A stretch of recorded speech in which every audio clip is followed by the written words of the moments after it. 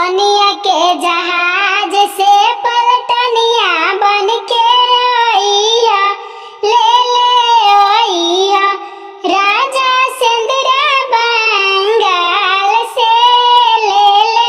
आइया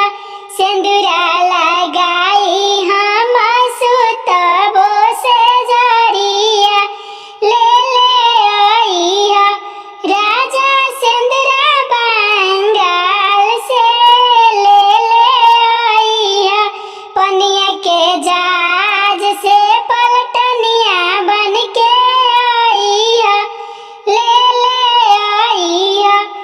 राजा टिकवा राजस्थान।